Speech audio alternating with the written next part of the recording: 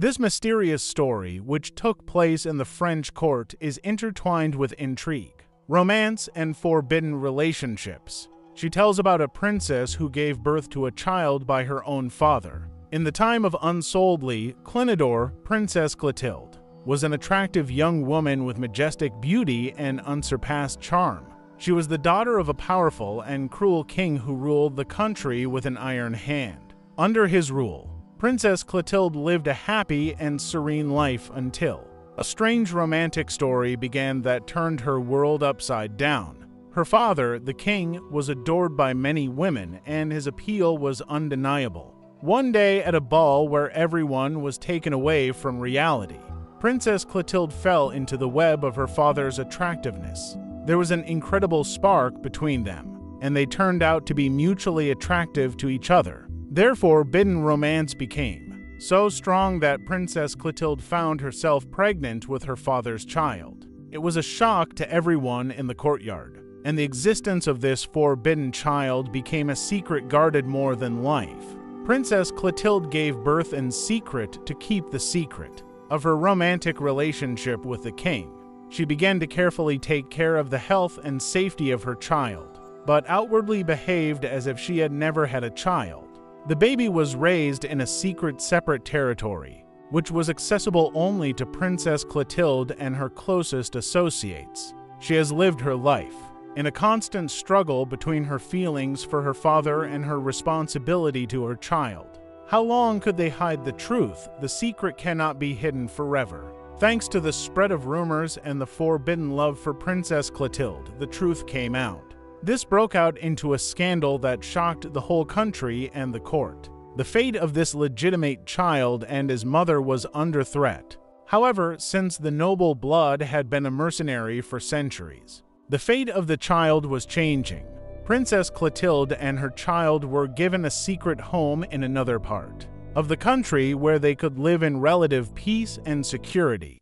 They started a new life under different names, preferring a simple existence instead of the luxury of the court. Princess Clotilde never stopped loving her father, but she realized that their relationship was wrong and forbidden.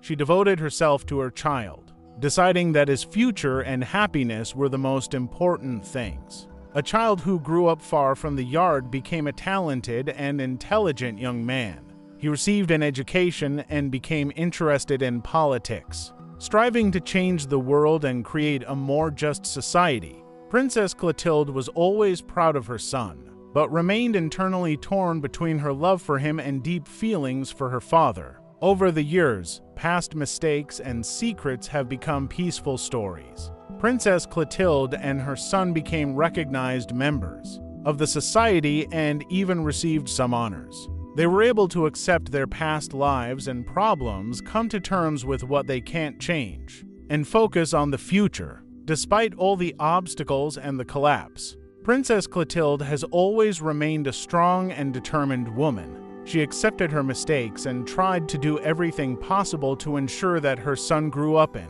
a safe and happy environment. She changed herself and her destiny to ensure the future of her offspring and make them invulnerable to mistakes and secrets. This story is full of anxiety and difficulties, but it also demonstrates the power of love and determination.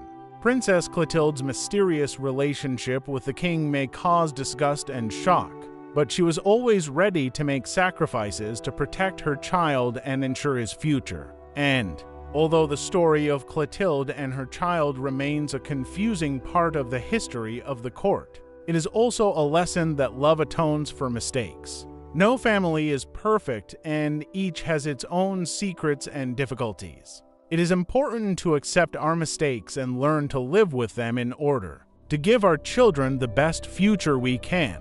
So ended this mysterious story about a princess who gave birth to a child from her father. Perhaps it will remain in the memory of history as one of the most incomprehensible, sincere stories about romance and the trials of human relationships. Louis, 1710 to 1774, was married early, at the age of 15, and his wife, for a number of reasons, was significantly older. Maria Leshenskaya, 1703 to 1768, was already 22 years old. Louis enthusiastically started a family life, and Maria began to give birth like a machine gun. But such frequent childbirth severely undermined her health, and on the advice of doctors, she ended her marital relationship with the king. It was a matter of her life and death. Until that time, 1737, Louis had never thought of cheating on her. He loved his wife. But after the current situation, he suddenly took offense and kind of erased her from his life, focusing on myriad mistresses. Although, as it turned out after her death, when the king was suddenly inconsolable for everyone, it turned out that he loved her anyway. And then, among his mistresses were both long-playing and well-known, as well as fleeting the bulk. Being the king's mistress was an honor. The mistress was, instead of the queen, in fact, a figure exerting influence in the presence of brains and royal affection.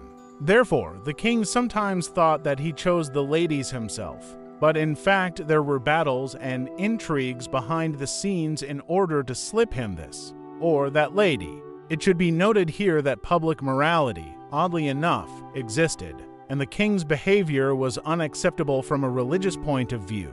And he knew it, but he solved the problem simply. He stopped confessing his sins. That is, double standards flourished at court and were generated by the king himself. Louis's relationship with Madame Pompadour, the most famous of his mistresses, was tight for only 5 years, from 1745 to 1750. Then Pompadour also began to have health problems, and a kind of vacuum formed in the personal life of the king, because Pompadour followed Leshenskaya's path in this matter. And during this period, Louis suddenly became unusually attracted to his daughter Adelaide.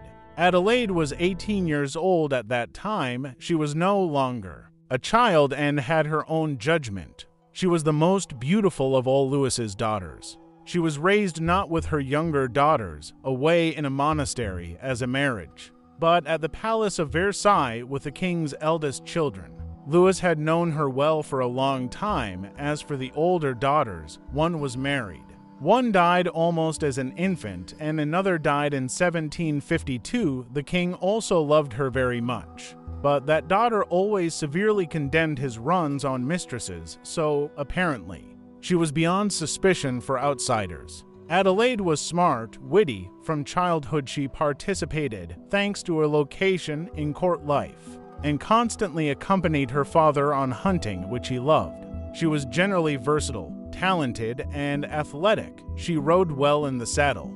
In the 18th century, pale and feeble virgins were not yet in fashion. Strong, blood with milk, and physically active were appreciated. And so, next to the longing king, such a flower suddenly appears, and they are surprisingly close. They are together all the time, and they are interested in each other. Such a relationship between them was further strengthened after the death of Pompadour and lasted until the appearance of Madame du Barry. Adelaide really, for many years, almost 20 years, was the closest person to Louis. With Louis's wife, the paths parted. The constant mistress fell off. The other had not yet met equivalent. The eldest daughter had her own family. Another one condemned him, although she loved him, but then died altogether. The younger daughters were small at first, and then not so close. Here, anyway, Adelaide comes out. Well, the king must have had a simple human affection. Another question is how far he has gone in this attachment. Later, the king felt this way in the company of the aged Adelaide and the rest of the daughters, to whom he had once given offensive names, or maybe he just thought it was witty, at home, in the family, and he died in their arms. Well, when Adelaide appeared as a star on her father's horizon, the people who condemned the king for debauchery saw debauchery here. Moreover, it was said that Adelaide had given birth to a child by Louis, and even the child himself was known by sight and by name. 1. Louis was named Louis, as was the king. Maybe it's a coincidence, or maybe it's a hint. 2. He looked like the king outwardly, or maybe all the French looked the same. 3. His military career initially progressed very quickly, but as he later proved by his service to Napoleon, quite deservedly. So this point is in doubt. 4. His official father, 8 years before his birth, was crippled in the war in such a way that he could not have children. 5. His mother was young and beautiful and was at the court of Louis's married daughter, a lady-in-waiting. 1. The Dean Arben-Lara couple also had an eldest son, also miraculously born against the background of the infirmity of the official father in 1749. But there were no such rumors about him. That is, the king was attributed to him as a father, but Adelaide was not attributed to his mother. Although Adelaide's young age could not be a hindrance, Francois was 2 years younger than her. 2. Later, Adelaide brought Francois much closer to herself, and very much distinguished her from the ranks of other courtiers. 3. Francois behaved strangely with the princess. I didn't hesitate to take out her brain. It was, as a rule, along such a chain. First, Louis, who is officially Francois's son, will do something. For example, he will lose a lot at cards. He takes out Francois's brain on him. I need money. Francois goes to Adelaide, throws a tantrum, and she gives money. As much as it is necessary, it gives so much. Always. As a result, the guy lives in a big way and does not deny himself anything. On the one hand, we see, as it were, gratitude and maternal feelings on the part of Adelaide. And on the other, who knows what happened there? Maybe it's different. Or maybe she helped her brother. After all, if Louis Jr., as father was her father, why shouldn't she take care of her brother?